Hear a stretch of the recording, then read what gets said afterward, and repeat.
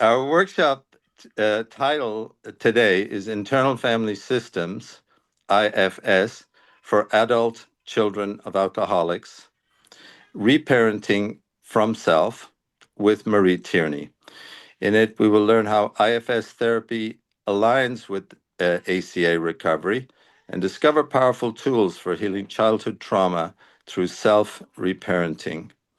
Marie Tierney is an experienced therapist specializing in IFS and ACA recovery, known for her warm and insightful approach to emotional healing. And I can attest to that because that was exactly how she presented to us last time. You should also know that Marie also trains psychotherapists in the IFS modality. She does trainings in Dublin, Ireland, and in other parts of the world. And we're really so happy to have you with us, Marie. We feel a great connection to you in our group, and we're so happy to have you back. So I'm going to turn it over to you now. Thank you.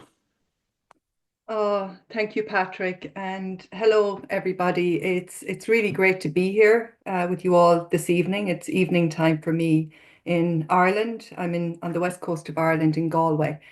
And Patrick, I'd like to thank you for inviting me back again. This is my second time here at the Friendly Circle Berlin Monday workshop. And I appreciate you, Patrick. I also have a lot of warm feelings in my heart towards you and all of the volunteers for all that you're doing with Friendly Circle Berlin to help people heal and recovery from addiction, because that's, I know, what's really in your heart, Patrick, and others. And I love your focus on emotional sobriety. And the reason I love it is because it resonates with me personally and professionally. And thank you for all your effort and your service. For myself, I'm grateful to have found recovery from addiction and from childhood trauma through the 12-step programs of AA, Al-Anon, and ACA. So I was lucky in that I was able to get the help that I needed from different programs at the times that I needed them, because I needed different programs at different times. And I'm also grateful to be in ongoing personal psychotherapy. That's also been a big pillar for me in my personal healing and recovery journey. And I'm happy to be here tonight with you in the spirit of service to give back some of what I've received, because that's what we do in 12-step community. We give back to each other. We don't just take, we also give back. And it's an ever, I suppose, increasing circle of service.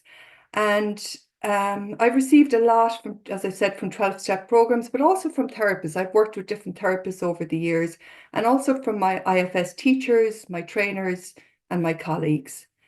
And I'm really looking forward to the upcoming Friendly Circle Berlin conference in Trinity College Dublin. So Recovery Reimagined. Patrick, I can't believe the program and the schedule that you've put together. You're a genius.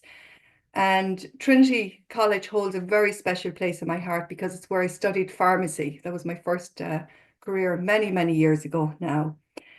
So the last time I was with you all in September, we explored how IFS aligns with ACA, some of the similarities and some of the key differences between these two powerful and effective trauma healing and recovery programs. And I'm a big fan of both of them. And I believe that they each have their place in healing trauma. So my aim today is to take you on a journey of continuing to discover how IFS aligns with ACA.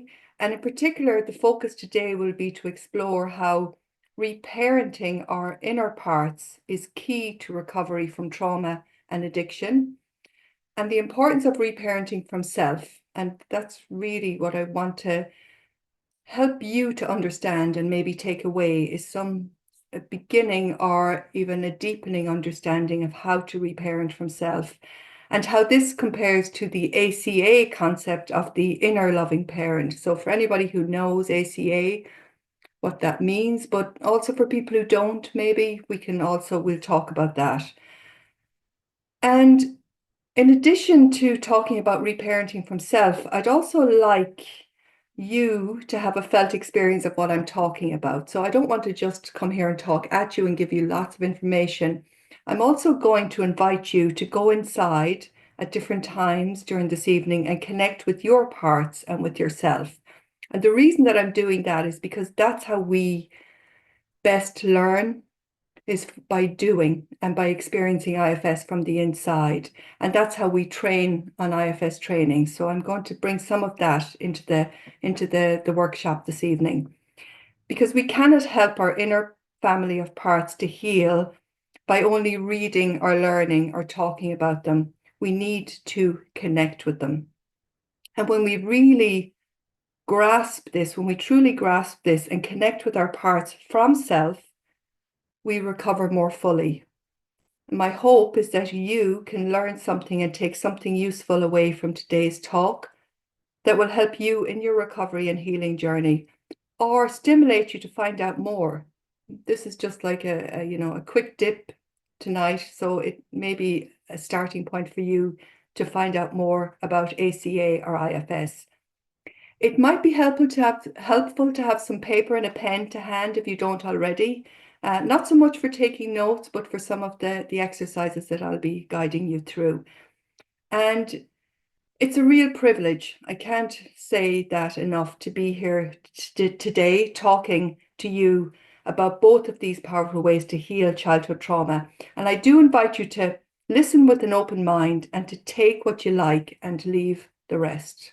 Okay, there's a real invitation to do that. So just take what feels good for you, what feels right for you, and leave the rest. I do want to say a few words about safety, because this is an invitation and a permission to notice what's coming up for you tonight. Talking about childhood trauma can elicit a range of feelings and experiences. And if you find yourself triggered by anything that I say, I invite you to notice that. So if you find yourself triggered by anything I say, and you may well be triggered, then I want you to invite you to notice that, and please be gentle with yourself.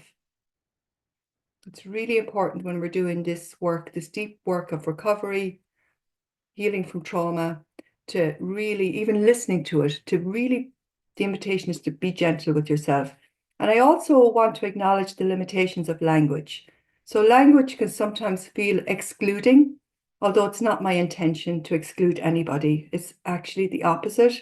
It's my hope to be as inclusive as I can be, but with awareness that all of us hold bias. Some of that is conscious, and some unconscious. So you may experience some of my unconscious bias, and if you do, I just want to apologize in advance for any impact. Okay, so I'm going to start in the spirit of how I intend to continue tonight by asking you a question. And this question is at the heart of what we will be exploring together. And the invitation is to notice your response to the question, right? So this is something for you to note silently for yourself. Don't try to think of the answer. So here's the question. Who am I? Who am I? I know it's a big question, so just notice your first response. Who am I? And you can note that silently, or you can even write down a word or a mark or a drawing. Some people like to draw. And who is my true self? So just take a moment or two with that. Silently noting your response for you.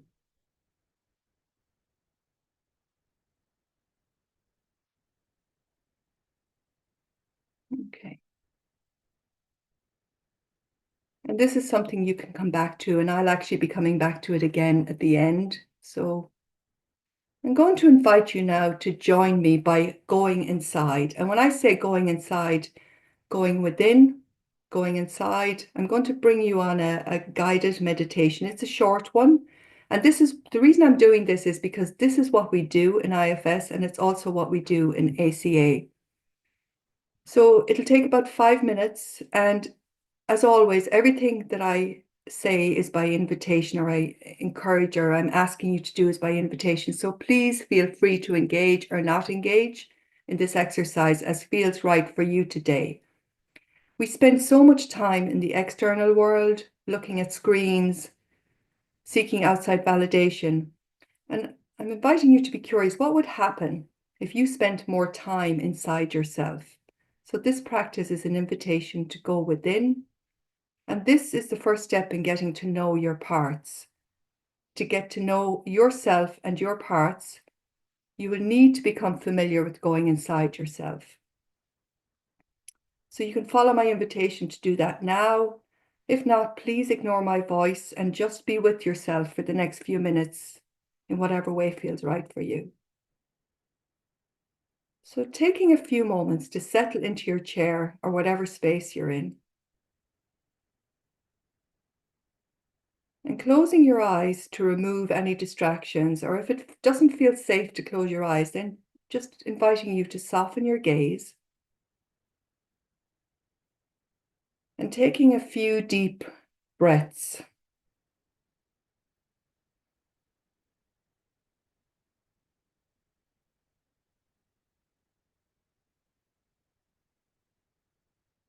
And noticing what comes up inside you.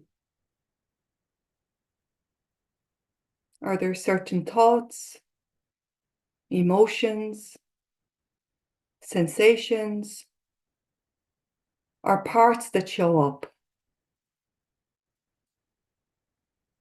Are there nervous parts, impatient parts, maybe agitated or indifferent parts, skeptical or hopeless parts? Whatever you're noticing, see if you can let them know they are all welcome.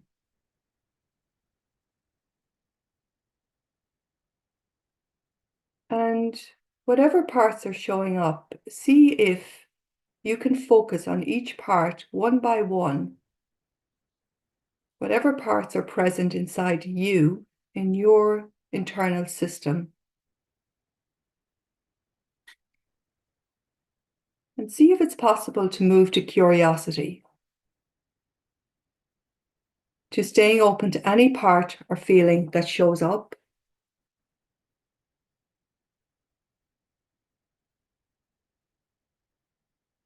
And then whenever you're ready, coming back to the outer world by taking a deeper breath or two and opening your eyes. And just do that slowly and gently.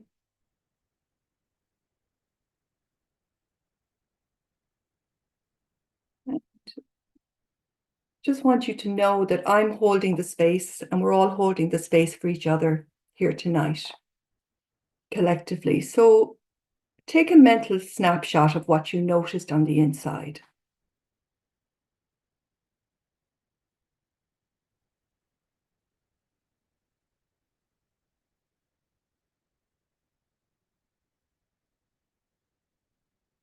Okay.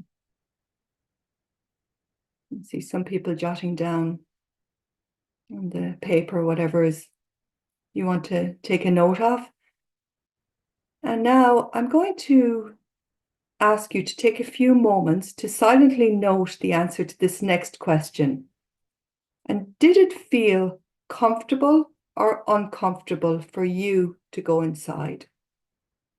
And just noticing without judgment, did it feel comfortable or uncomfortable for you to go inside? And again, taking a mental snapshot of what you notice.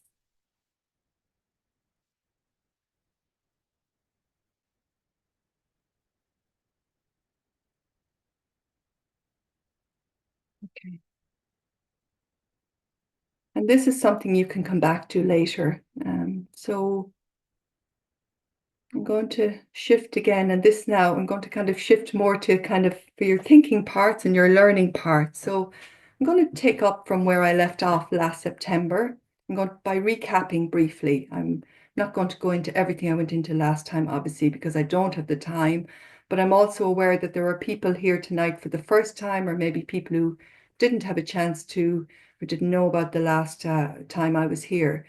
So I'm going to start with just talking a little bit about an adult child. So what do we mean by an adult child? So an adult child is someone who responds to adult situations with self-doubt, self-blame, or a sense of being wrong or inferior. And what this means is that adult children meet the demands of adult life with survival strategies learned as children.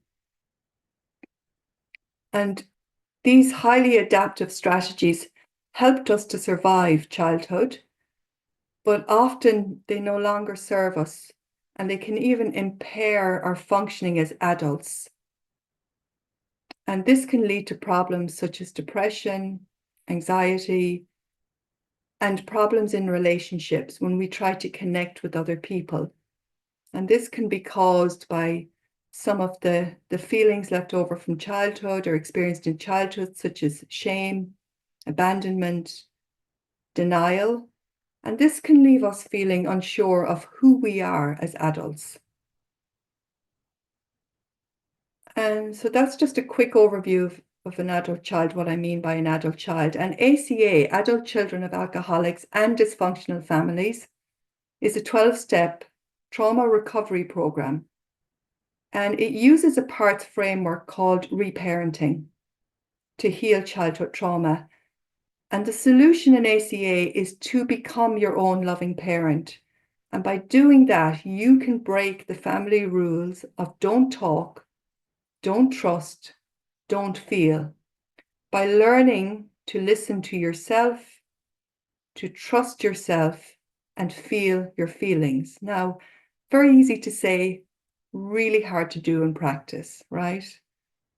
So we know how hard it is to feel your feelings when, for all of your childhood, you've been conditioned and taught and learned how not to do that. So what we say in ACA is, as we progress from hurting to healing to helping, we become a recovering adult child. So there is that possibility of hope. We don't have to stay as an adult child who can't talk, can't trust, can't feel. We can become a recovering adult child who learns how to do those things for ourselves. And the IFS, moving on now to talk about the IFS model of psychotherapy.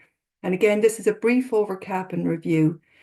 So IFS is based on 3 core assumptions. And in a sentence, 1 is everyone has parts. 2, everyone has a self. And 3, the parts are organized in an internal system. And each of these core assumptions that Richard Schwartz put together in this beautiful model of psychotherapy called IFS, or internal family systems, is a paradigm shift in itself. And the power of IFS comes from bringing these 3 paradigms together. So everyone has many parts. These are known as subpersonalities. They engage with each other in their own internal family of parts, and they operate much the way that families and larger groups operate. Parts are normal. Having many parts is normal, and multiplicity is natural. So just to give you an example, a part of me is angry and another part is hurt. We use this in common language all the time. Or I feel torn between staying home or going out. And parts can be divided into protectors and exiles. So there's the parts who protect the system or protect our vulnerability. And then there are the exiles, they're called protectors, and they're the exiles who hold vulnerability in the system. Protector parts want to keep you safe. They'll do anything to protect you from pain, from shame, emotional overwhelm. And they can be forced into extreme roles due to trauma. And remember that they do that to protect the system, to protect the vulnerability held in the system. And there are 2 types of protectors. I'm not going to go deep into this, but it's just to we have this common language. We have managers and we have firefighters. The managers, so an example of a manager is a perfectionist part or an inner critic. And they work preemptively to keep you out of your body and away from uncomfortable emotions by controlling and ordering your life. So their motto is never again. They learn from past experiences and they work really hard to keep you safe from feeling uncomfortable. While the firefighters, they're another type of protector, but they're more reactive. And these are like confrontational, angry parts, addictive parts. And they're reactive to painful emotions. or situations that activate you, because sometimes, no matter how hard the managers try, we feel pain. We get into situations where our parts are activated, and then the firefighter's job is to come in and put out that pain. They want to rescue you from uncomfortable feelings or unsafe people. They do that by fighting, by comforting, by soothing, or by numbing. So a lot of addictive behaviors and processes are firefighter activity. And their motto is whatever it takes. So they don't care what the collateral damage is. They'll just do whatever it takes to put out the flames of emotion that feel like too much. So they're the protectors. And then we have the exiles. And the exiles are the vulnerable, young, childlike parts of us that are hurt or wounded by childhood trauma. So these are like our inner children. They carry wounds, they carry emotional burdens of unprocessed pain, shame, aloneness, and other negative beliefs and feelings about themselves. And these are the parts, the exiles, that hold your deepest sadness, your disappointments, your sorrows. So it takes time to get to know them and heal them because they're so protected by other parts in the system, by the managers and the firefighters. So that's just an overview, a quick overview on parts. Second, the parts are organized in a system, and this is our internal system, our family of parts, our inner family. They relate to one another in patterned ways. And like all families, some parts get along with each other, while others don't see eye to eye. So if you've ever found yourself in a dilemma where one part of you says, do it, and another part says, don't you dare, that's like a polarization in your internal system of parts that can create a lot of conflict internally and can result in you feeling stuck because one part's saying do it, another part don't you dare, and then you can feel stuck. So that's a little bit about the system. And then thirdly, everyone has a self, and this is what I'm going to be focusing in on tonight. So in addition to having parts, we all have a self, and it's really important to bear this in mind with IFS because sometimes people think IFS is all about parts, and it is, and it's also about self, and it's about parts and self organized in a system. So just to keep that in mind. And this is self with a capital S. It's similar to what others call the higher self or the soul.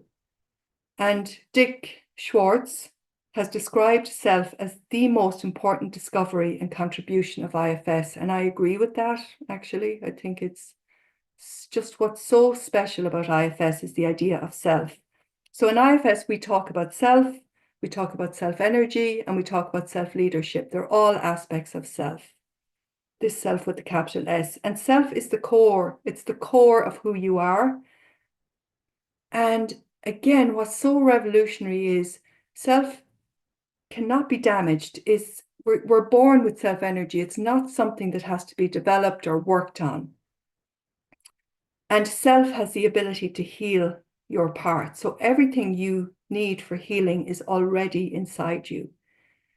So in IFS, we think of self as the healing agent, not the therapist. And that's very different from other models of psychotherapy. So IFS, another way of thinking of IFS is as attachment taken inside, with parts attaching to self rather than to a therapist. Now, I don't think it's either or. I think it's both. I think sometimes we do need to attach on the outside, but I think what's so hopeful about IFS is that our primary attachment is on the inside. And then once we attach on the inside, then from that place, we can attach on the outside to secondary attachment figures, like our partners, maybe our therapist, our friends, our community. Okay, so that's a little bit about adult child, ACA, and IFS, just to kind of set a foundation so we all know the common language that we're using today. One of the things I was asked after the last workshop was how ACA and IFS map onto each other. So I'm going to give you a quick kind of summary of how I see it, and this is how I see it. So in ACA, we talk about the inner child. In IFS, we talk about exiles. So we're talking about the same thing. We're talking about the parts, the young parts of us that hold vulnerability. In ACA, we talk about the critical parent. In IFS, we talk about managers who are one type of protectors. And the critical parent of ACA is one type of manager. There are many types. So there's perfectionists, there's critics, there's people pleasers, there's intellectual managers. There's so many. There's a whole raft of them. So the critical parent is one specific type of manager, protective manager. In ACA, we talk about the inner teenager, and this is a new edition in the Loving Parent guidebook. So it's the teenaged inner child. And again, this is one type of firefighter. So firefighters are that other category of protectors, and the inner teenager is one type of firefighter protector. So these, like a lot of teenagers, they're often checked out, they often dissociate, they often numb us, they're often angry, withdrawn. So just keep that in mind. The inner teenager is one type of firefighter. Then in ACA, we talk about the loving parent. So the solution is to become your own loving parent. And in the Loving Parent Guidebook, the loving parent is talked about as a part of us, a healthy inner family member. And for me, when I think about that and I map that onto IFS, I think of that as a manager rather than self. Some people think, oh, the loving parent must be self. I don't see it that way.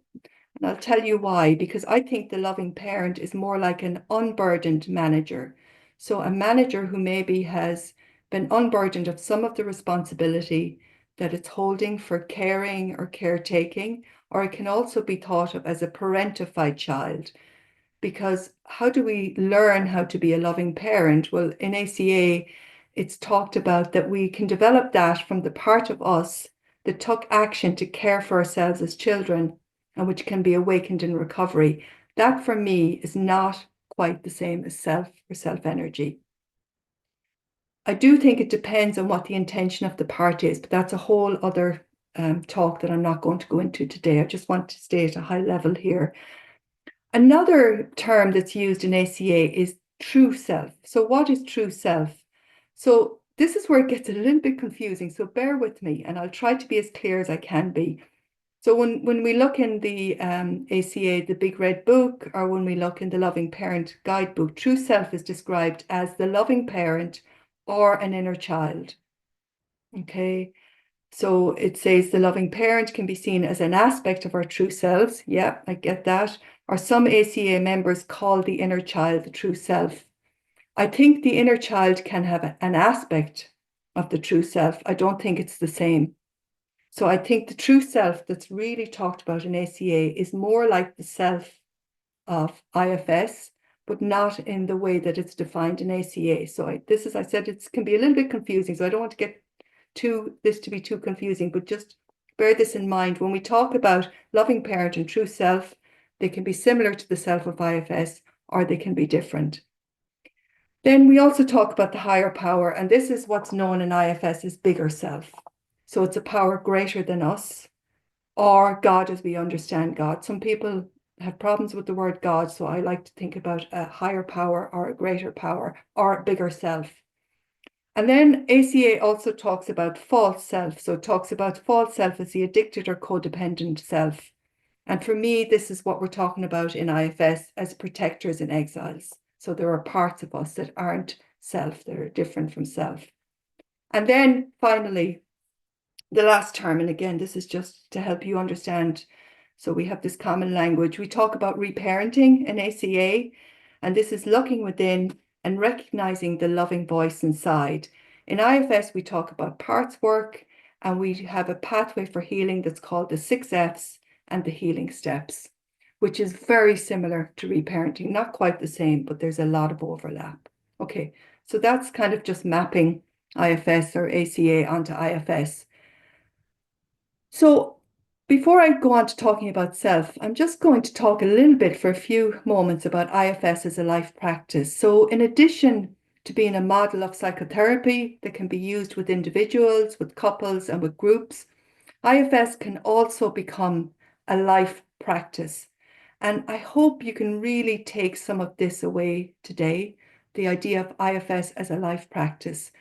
It's a different paradigm for understanding the mind, and it can be a way of life, it can be a way of being, it can be a way of living and being with yourself and with others. So it's not just something for you and your relationship internally with yourself and with your parts, it's also something you can bring into your relationship with others. And that is powerful. It's transformed my relationships with myself, with the significant others in my life, and even with people who are maybe more in my community, because I just see people in a different way through using IFS as a life practice. So at its core, IFS is a loving way of relating internally to your parts and externally to the people in your life. So in that sense, it is a life practice. It's something you can do on a daily, moment-to-moment basis at any time, by yourself or with others. So I'm going to take you through a quick check-in that you can do. So how to bring this into kind of being a life practice. So something you can do anytime or anywhere to start to learn about your system. So you could consider trying this for 1 or 2 minutes a day. It doesn't have to be something you do that takes a lot of time. It's a very simple practice that can have a positive impact on how you feel.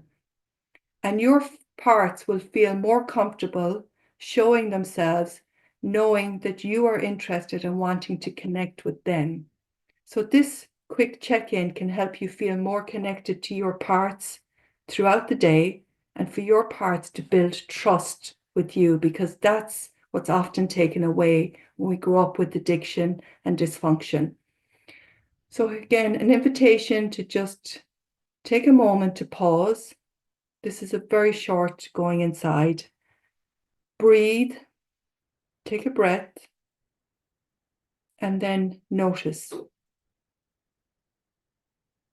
And as you notice what's there. It could be an emotion or a disturbance. And see if you can open yourself to it.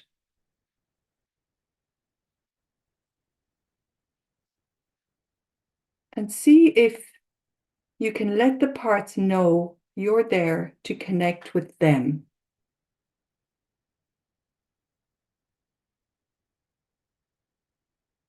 Maybe ask your parts what they want to tell you, what they want you to know.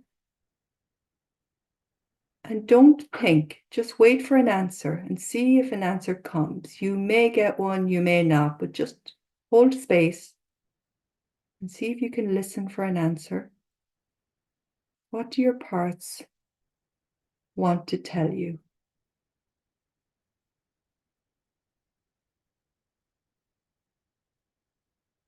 And then thank your parts for anything that they want to share with you or anything they share with you.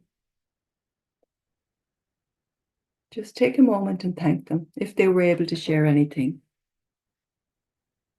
Okay, so this is a mini meditation, and you can do this anytime to access your inner system and to find the parts of you that need attention so you can tend to them on a regular basis as a regular practice. Remember, you don't have to be perfect. This is not about doing this right. There is no right or wrong, but it is inviting presence, and it's inviting your presence with your parts. Okay. So I'm going to move on now to talk about self and self-leadership and reparenting from self. So take a moment again this is one now for your learning parts and your thinking parts. So in IFS, we see the self as an undamaged, inborn resource. So it's an undamaged, self is undamaged, it's inborn, we're born with self, and it's a resource, for your parts. We're all born with self and it can't be damaged. And again, this is such a beautiful way of thinking about our inner system. We have self and self can't be damaged. It can be thought of as a state of mindfulness, presence, and open-heartedness. When people are connected with their self, they embody qualities such as curiosity, calm, courage, compassion, creativity, connection, confidence, and clarity. And these are known as the 8 C's of self-energy. And I'll be unpacking these a little bit more, so don't worry if you didn't catch them all. And we also have the 5 P's in IFS. So the 8 C's of self-energy and the 5 P's. And the 5 P's are presence, patience, perspective, persistence, and playfulness. And we can experience these both internally and externally in our relationship with ourselves, but also our relationships with others on the outside. So just to unpack the 8 C's of IFS, there are a set of qualities that characterize the self for who we truly are. This is what we're talking about, is who we truly are, and that everyone has access to. So compassion is the ability to feel and be kind towards oneself and others. And it's different from empathy. So I just want you to keep that in mind. Curiosity is an open mind and a sense of wonder about new possibilities. And children have this naturally, a sense of curiosity about the world, about themselves, about other people. Clarity is being able to see things for what they are. Creativity is the ability to use our imagination to produce original ideas. Again, something that children naturally know how to do. Calm is an embodied sense of our state of serenity and peace. Confidence is being able to stay present and manage what comes your way. Courage is having the strength to face difficult situations, and connectedness is feeling part of a larger entity, such as community or organizations, such as Friendly Circle Berlin. So that's a sense of connectedness. So maybe take a moment to look around and see everybody else. You're not here on your own. We're all connected to each other. We're all part of a larger self. Okay. So the 5 P's of IFS then, these are 5 further attributes of self. Presence is being aware of what's happening inside you without becoming overwhelmed. And this is a key skill in IFS, having awareness of what's happening out inside while you're relating to others on the outside. Again, easy to say, much more difficult to do, tracking that inner world by being present to yourself and your experience. Patience is being okay with taking things slowly and not rushing the healing process. Because often, as adult children, or as therapists who work with people with childhood trauma, we want things to get better quickly. And this quality of patience is so important. It takes time to heal from childhood trauma, and it's important to have patience while that healing happens. Perspective is seeing things from a bigger perspective, so being able to zoom out to see how beyond how you feel in the moment. And another very important quality when it comes to IFS and working with parts, persistence is continuing on, even when things are difficult, because you know it's worth it and because you know you're worth it. And then playfulness, again, another childlike quality, approaching life with a light-hearted attitude and finding joy. Can you find the joy in exploring yourself? So you could think of the 8 C's and the 5 P's as embodying the quality of presence, the ability to be really open-hearted and present with whoever you're with or whatever you're doing or whatever part you're working with internally or externally. So to kind of really ground this, I want you to pause for a moment and think about a person you admire. And again, don't overthink this. The first person who comes to mind could be somebody from childhood, could be somebody from your adult life, and bring that person to mind and notice what you admire about them. What is it? What is the quality that makes you admire that person? And chances are it's one of those qualities of self-energy, something close to one of the 8 C's or one of the 5 P's. I know for me, one of my personal heroes is Mary Robinson, who was the President of Ireland And what I love about her is her courage. So just to give you an example of what I'm talking about. Okay. So moving on then, in addition to parts work and the healing of parts, so the idea of self and self-leadership is central to IFS. So this is the strength of IFS, and this is what differentiates it from other models and from ACA. And the goal of IFS is to heal our parts by releasing them from the extreme roles that our managers and our firefighters have taken on, to develop more trust in self as the internal leader, and to create more harmony and balance internally, which can help with healthier relationships with ourselves and with others. So self is we can get really caught up and get really complicated about what self is and self isn't, most simply described as the you who is not a part. So if you can hold on to that, it's the you who is not a part. It's also described as the seat of consciousness, so it can be, we can get very esoteric about it.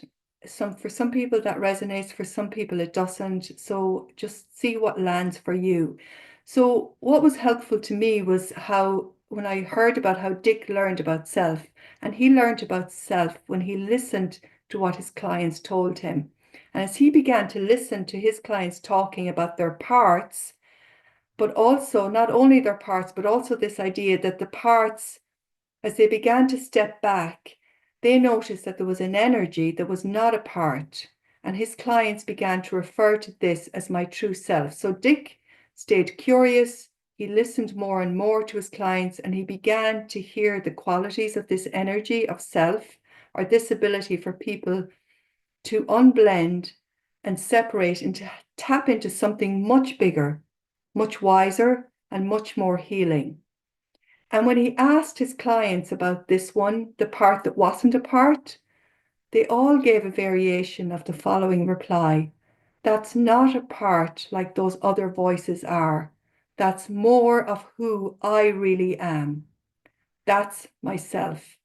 So Dick didn't invent this language. He listened to his clients as they told him about the parts of themselves, and as they told him about the part, their true self. That's who I really am. That's myself. It's not a part like the other parts.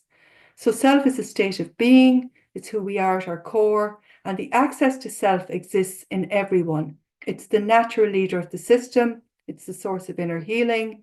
It's an inner source of love. And what's different from self so how self really differs from parts is that self doesn't have an agenda. So parts have an agenda to protect us, to take care of us, to keep us safe, to put out the fire, the flames of emotion. Self doesn't have an agenda.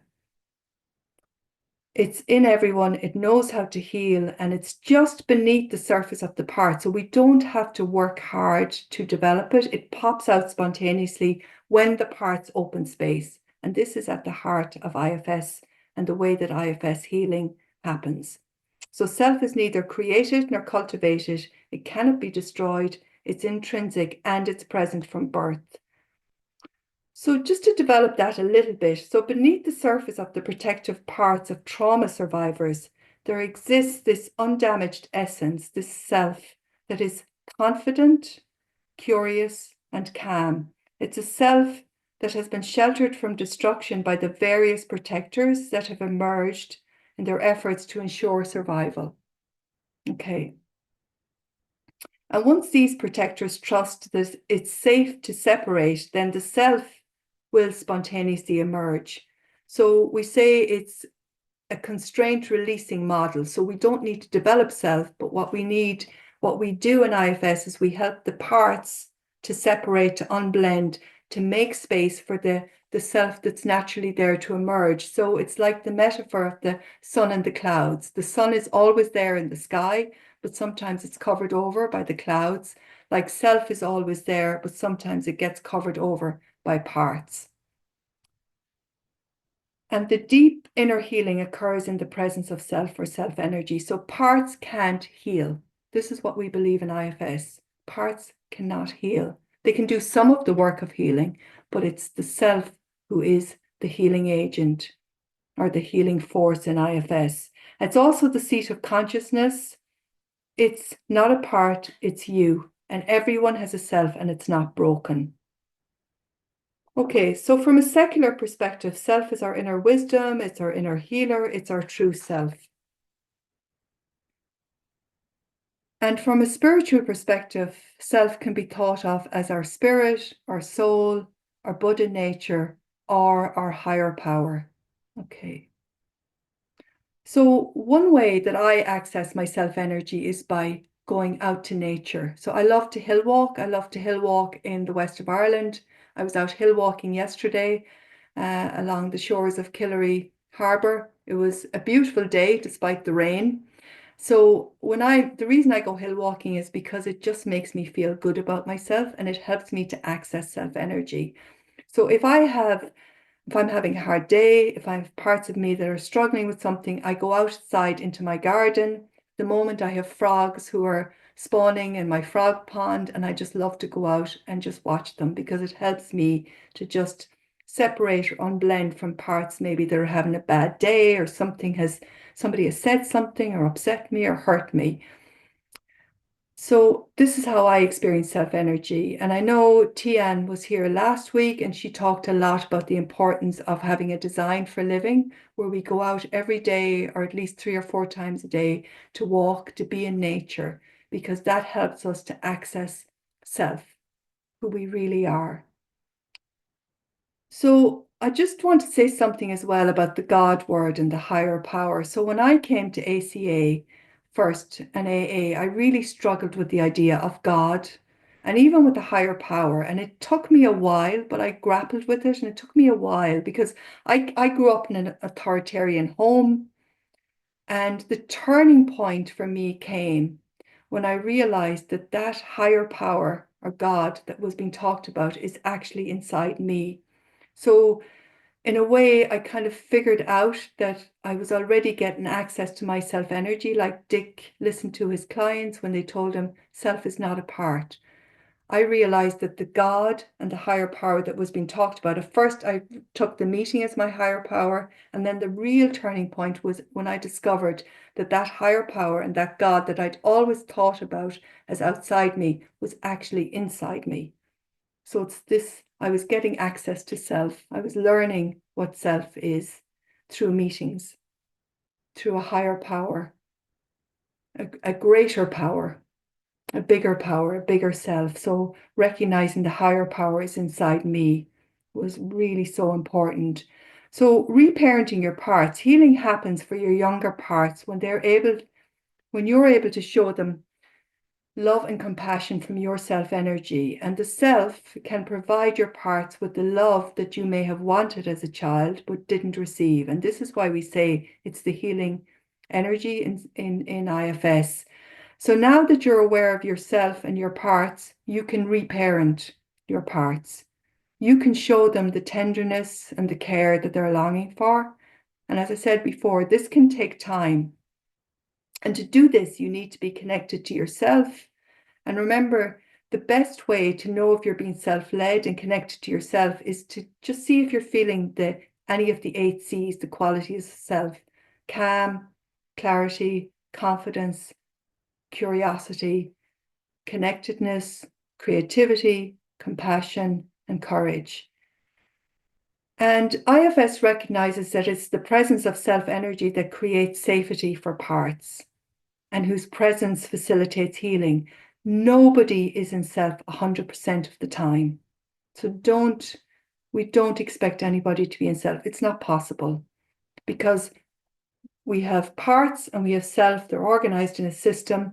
And self is a resource for parts, but parts are also a resource for self because that's how we run our lives. Is we need our parts, our managers, to get us up in the morning, help us to function. We need to have some fun. We need to have some soothing behaviors that help us to switch off and relax. So the problem is when those parts become extreme and they start to run our lives. But when they're unburdened, when they're healthy, they're a resource for self. So I don't want you to get the idea that self is good and parts are bad. We need both, but we need them working together in a healthy inner system. Okay, so I'm just going to talk a little bit about self-leadership. So IFS recognizes that the cultivation of self-leadership is the foundation of healing from trauma. So all systems, all families, all organizations, all nations can operate effectively only if they have clearly defined and competent leadership. And the internal family is no different. So when you're aware of and attuned to your parts, and they're willing to separate from you a little bit, you're able to be self-led. So when your parts get to know and trust you and trust your self-leadership, they can give you some space, unblending. And self-leadership happens when yourself takes the lead. It's possible to move in and out of self-leadership. So again, we don't have to be in self. We don't have to be in or out of self. It's more about being the leader of your internal system. So working together as a team on an ongoing basis. And as you develop self-leadership in your inner system, you'll be able to bring those same qualities of self into your outer world. And being self-led is a process, and it's also a daily practice. And that's why I'm bringing you through some guided practices today to give you a sense of how you can use IFS as a daily practice.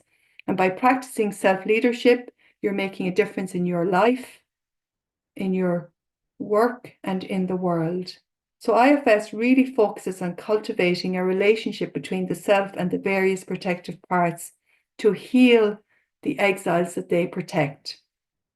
And what I love about IFS is that it is such a permission seeking and such a highly respected model of therapy. So we don't jump over the protectors. We get to know them, we get into relationship with them, and we ask for their permission to go to the exiles that they're protecting, the vulnerability that they're protecting. We have a lot of respect because they've been doing that for a long time.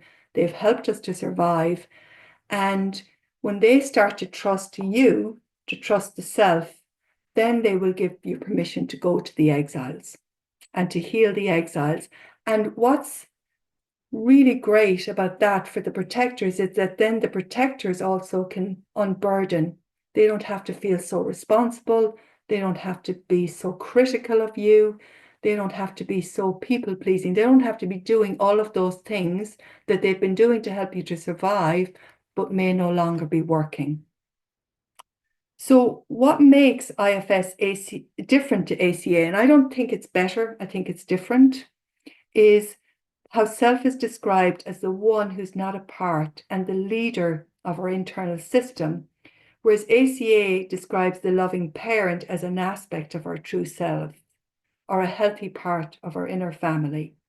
So I think that ACA is such a beautiful model, and it's in my opinion and my from my perspective and what I understand is it's a version of IFS, and especially in the Loving Parent Guidebook.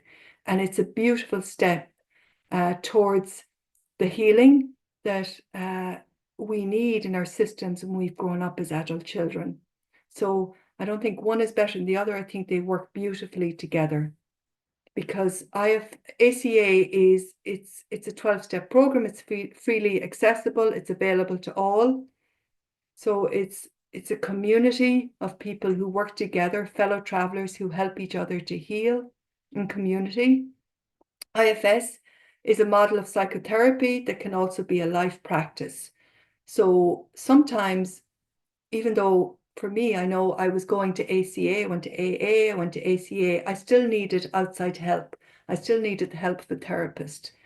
And so if you need more help in addition to what you get in 12-step, please reach out and get the help that you need.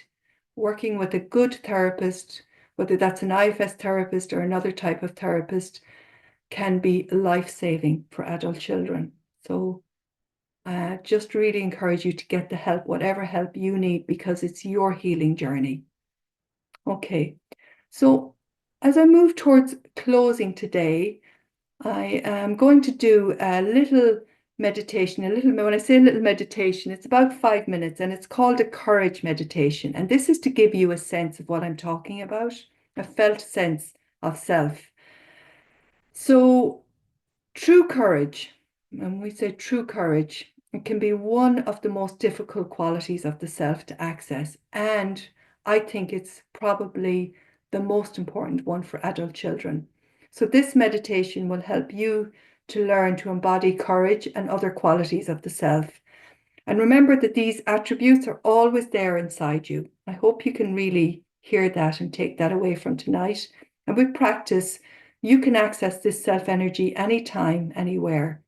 So, as a way of being, self energy helps us to take a calm, curious, open stance towards our inner experience. And for some people, this is spiritual, for others, it simply works. So you can follow my invitation to join me in this courage meditation now, if that feels right for you. If not, just be with yourself in whatever way feels right. So take a few moments to settle into your chair or whatever space you're in.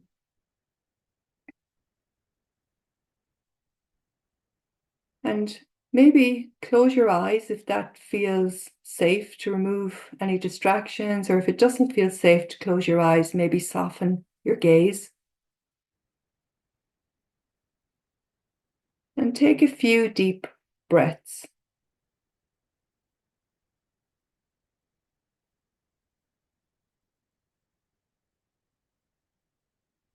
I'm going to invite you now to think of a time in your life when you felt a lot of courage.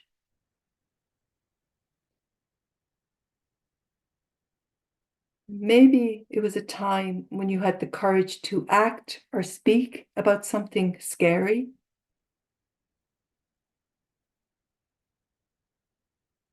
Was there a time when you had the courage to do something that a lot of your parts were afraid to do?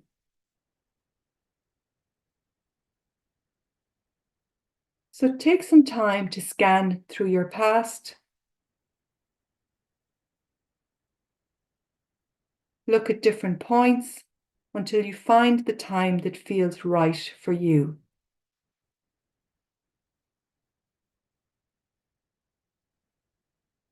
And when you find that courageous version of you,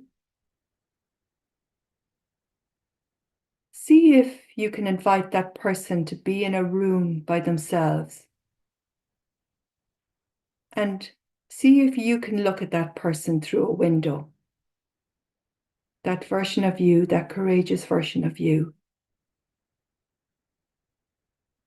And as you look at that courageous version of you through that window, notice how you feel toward that earlier version of you who held such courage, such clarity, and such strength. And notice how your parts react to that person.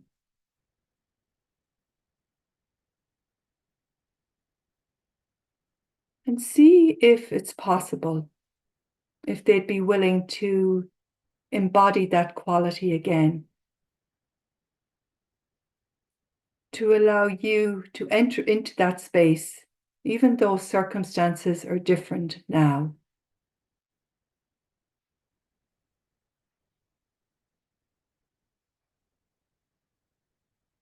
And if they're not willing, that's okay.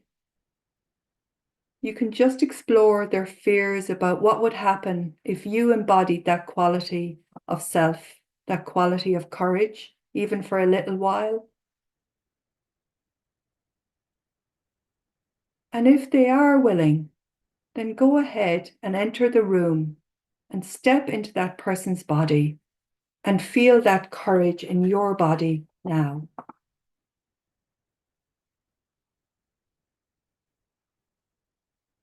And just notice what it feels like again.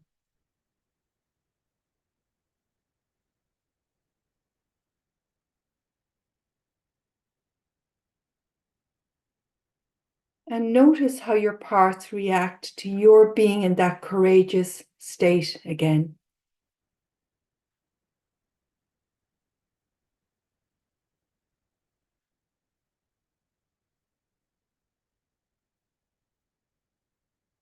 Okay. When the time feels right, begin to shift your focus back to the outside world. But as you do that, see how possible it is to hold this courageous, clear, strong state, even as you come back to the outside world, even as you open your eyes if they were closed. Okay. And just returning to the question I asked at the beginning, I'd like to ask the same question. The question is, who am I?